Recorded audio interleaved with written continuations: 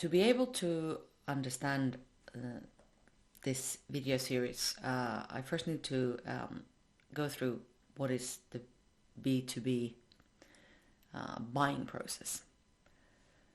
It's quite simple. It follows a psychological path that all of us humans take whenever we need to buy something or make a decision. And it's important for everybody to understand this, because all of the things that we do in sales and in marketing need to fit into this buying process, because whether we like it or not, we are not pacing the customer, pushing the customer towards a sale or a buy. It is the customer who makes the choices here. So we are talking about a four-phased process here. Now, this is based on human psychology. This is nothing that I've made up. This is nothing that a lot of consulting companies have made up. A lot of consulting companies have made this their core, how they teach sales and sales processes. What I like to do is to make this about sales and marketing.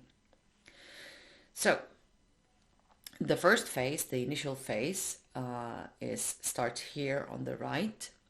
You can see on the picture here that these are four fields. We start here on the right. This is about the awareness creation.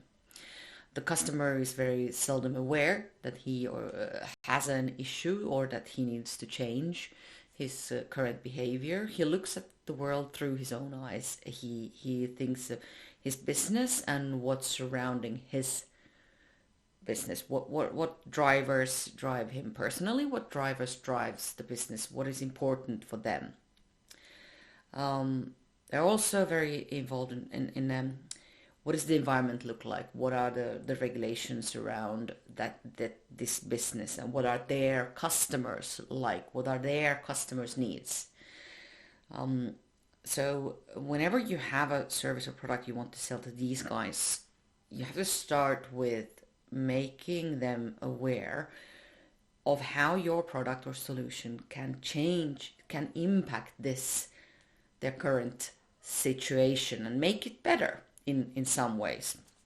So putting your dialogue into the frame of the customer and their situation, looking at their customers and seeing how your solution will change that path, they will actually start listening to you or reading your stuff.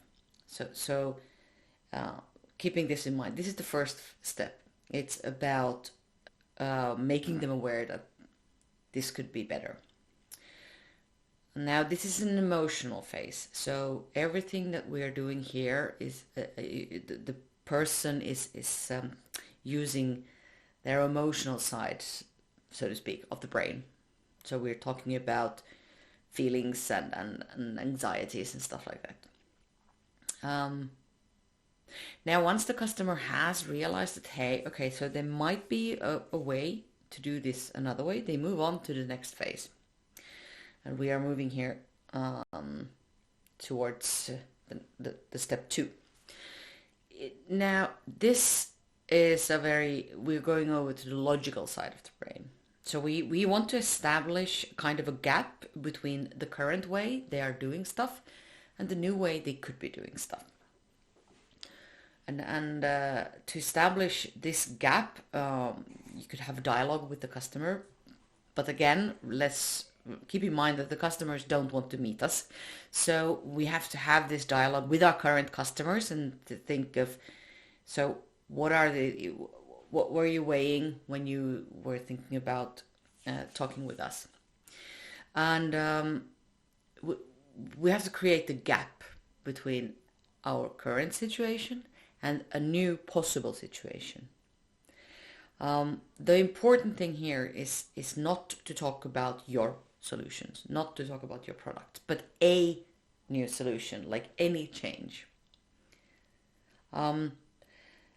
Again, this is a logical part, so be very specific. Don't use a lot of um, uh, like untangible words. Be very specific and show them exact uh, effects. If you can, then like quantify it.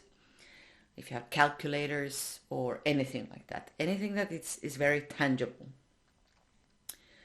Now, okay, so you have established that there is a need for a change, and now we have actually quantified the need. Now, what we do next is we move over to the show them the why you are the best. This is the first time in the whole process that you actually are allowed to talk about yourself. Previously, we've talked about the customer situation, the customer's customers. We have talked about the customer's current state versus a new state. Now we are talking about your product and your solutions. Why are you the best one to give them this new this new future that they have just compared them to? Why should you be given this opportunity? Show them that you've done this before. Show them the reference cases. Tell them that you've been around since 1985. Show them that you have 250 customers in 32 countries. Show them that you have 50 million users. Anything that you can prove, now it's time to beat that chest. Again, this is a logical part. So you're starting to see the pattern here. So anything on this side of the picture is logical. So facts, not that we like no hollow promises, no nothing that you can't substantiate. Now you move over to the last part. This is the close. We are back in this section here. And on this side, we were talking about the emotional part. So we are anxious. The customer is anxious. The customer is thinking, is this the correct thing for me? And should I be doing this? Now, what you as a salesperson can do is take them back to the beginning and have them go through each phase, like in a minute's discussion. So we established that there is a future that could be better. You could be serving your customers better. Da, da, da, da. We established after that that this costs this much less to do it if you do it with a new way, in a new way of doing it. Number three, we showed you that we are the best ones to work with because we have done this before, and now, is there anything else that we could help answer before you sign? These are the 4 phases of a buying circle, like a decision-making cycle. And it doesn't matter whether or not you are buying yourself a new car or if you are buying a new operating system for your business. I know that people are saying to me, no, it's got to be different when you're making big decisions for a big company. No, it is actually not. We're talking about pure psychology, and psychology works whether or not you're making a small or a big decision. It's just very fast if you're making a small, insignificant decision. Yeah.